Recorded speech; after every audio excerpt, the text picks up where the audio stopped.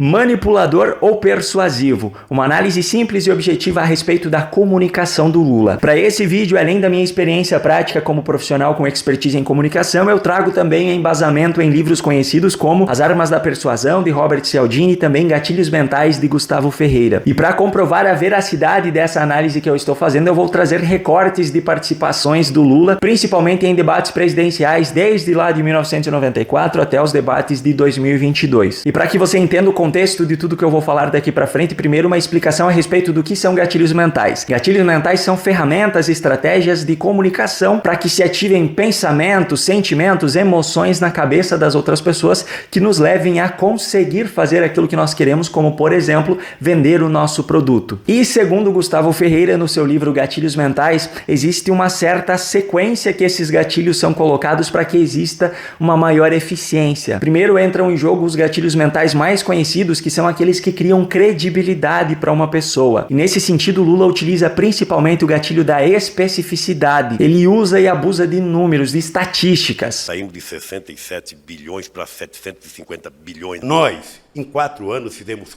4 novas, 6 faculdades de universidade de 48 extensões. 1.400.000 cisternas que nós fizemos para o Nordeste. 5 bilhões de toneladas de CO2, 22 milhões de empregos com carteira assinada. O uso da especificidade ajuda, por exemplo, a ativar outros gatilhos mentais, como o da autoridade. E depois de criar credibilidade, autoridade, etc., entram em jogo os gatilhos que ativam o emocional das pessoas. Nesse grupo de gatilhos, Lula utiliza muito o gatilho da imaginação, criando narrativas que fazem com que as pessoas imaginem cenários que, é claro, são convenientes ao ponto de vista dele. Agora, quando é que o povo gosta? É quando eu falo, ó, nós vamos voltar a reunir a família no domingo e nós vamos fazer um churrasquinho.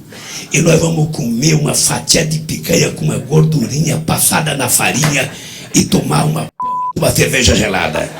Bicho, o povo entra em delírio. E esse gatilho tem uma eficiência muito grande porque, segundo Gustavo Ferreira, o cérebro humano associa uma imagem construída pela imaginação da mesma forma que ele associa uma imagem que vem de uma lembrança real. Outro gatilho que ele utiliza muito é o da identificação, que é muito parecido com a arma da persuasão, da afeição por semelhança, de Robert Cialdini. Eu escapei de morrer com fome antes de 5 anos de idade em Pernambuco. Sobrevivi. Porque eu tenho 5 filhos, 8 netos e uma bisneta.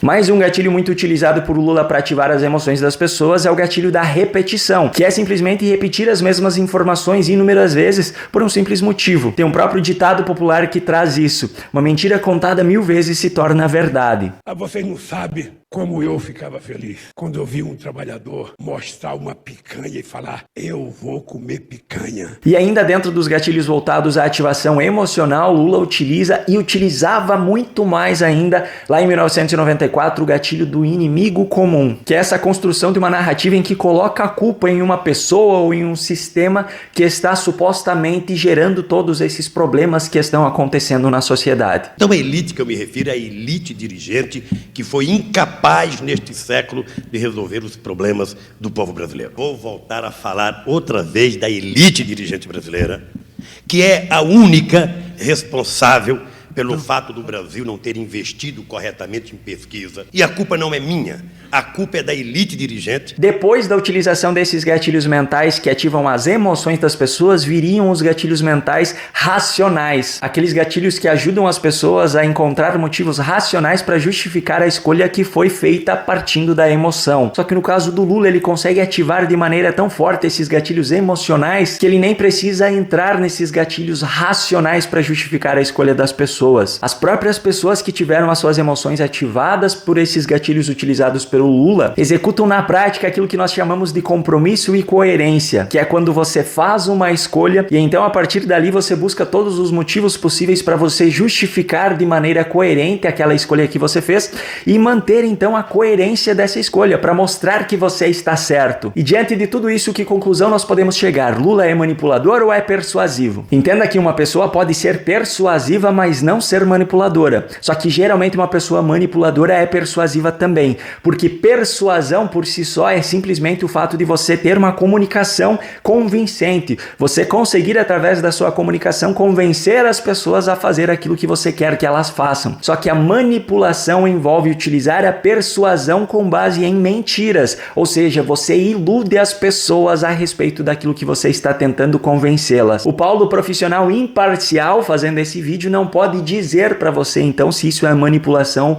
ou persuasão. Só que para você descobrir essa resposta é muito simples. Basta você pesquisar esses dados, por exemplo, os apresentados lá no começo, lá nos gatilhos que ativam a credibilidade, para você saber se isso é verdade ou mentira e então descobrir se isso é manipulação ou se é simplesmente persuasão. E para finalizar, eu vou deixar aqui um recorte de uma fala do Lula que já vai ajudar você nessa decisão. Grande abraço. Se o cara perguntar essa fonte, a gente não tinha, mas a gente tinha número.